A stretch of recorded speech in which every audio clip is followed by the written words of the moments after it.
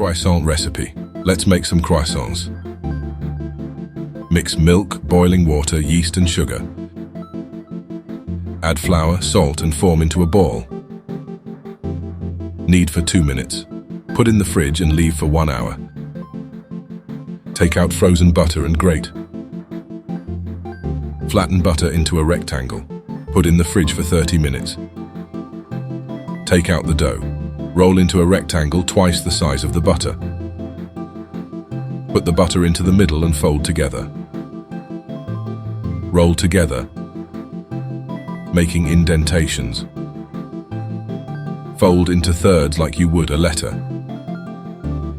Cut into thirds, making smaller triangles.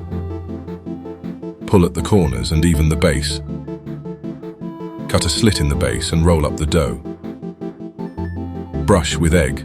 Bake 20 minutes at 350. Eat and enjoy. That's how you make a croissant. Thanks for watching. Go make a croissant.